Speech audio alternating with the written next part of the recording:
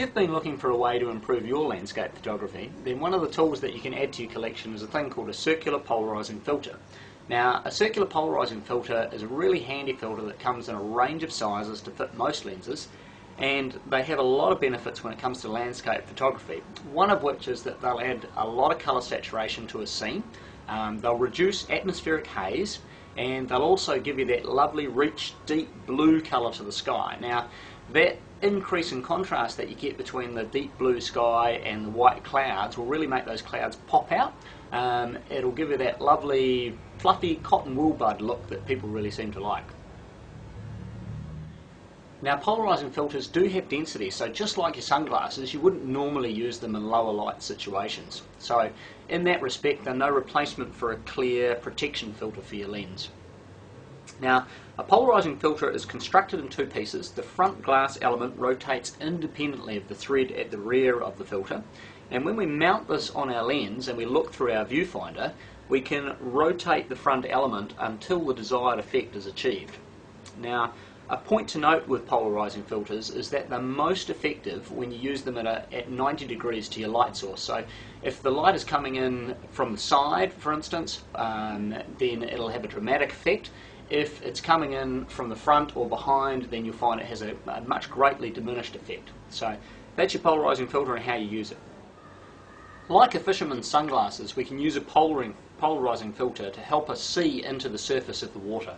So when you use your polarising filter around water and you're getting a lot of glare off the surface, but you want to actually see into the water to, say, see some fish that some kids are feeding, see the leaves that have dropped to the bottom of the pond, for instance, then you rotate your polarising filter on the front of the lens and you'll be able to greatly reduce the amount of reflection coming off the surface of the water. Another application for a polarising filter is, say for instance, a friend had asked you to come round and shoot a photograph of their new vehicle. Now you turn up, it's the middle of the day, it's very bright and there's a lot of glare coming off the paintwork. You take a few shots and you discover that that lovely rich colour has been diminished by the sun. You're actually getting a lot of reflections, it's very washed out and pale looking. Use your polariser to cut out the reflections off the surface of the paintwork, and all of a sudden you'll see that rich lustre come back to the paintwork. It'll also allow you to see into the interior of the car through the windows, so that can be helpful if you try and take a few interior shots.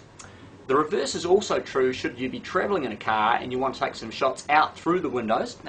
Also, say doing a bus tour or you're visiting a museum and you want to take a photo into a display cabinet, you can remove the reflections from the surface of the glass, which will allow you to see into the display cabinet and take a photo of what it is that you're aiming to do. When trying to photograph old paintings, artwork, sculptures, old photographs, then a polarising filter can be a big asset in the situation. It can help you remove the glare from the surface of those items, which will help restore the colour saturation and the detail that can be lost to that. Now, careful placement of your subject relative to your light source, bearing in mind the 90-degree rule, will help maximise the effectiveness of your polariser in this situation. So setup is all important here. It's interesting to note that the effects of a polarising filter are very hard to reproduce in post-processing using the likes of Photoshop. So this is a really important one to make the most of while you're out in the field. So that's the circular polarising filter, an essential part of any photographer's kit, and a recommended pick from us here at Photo and Video.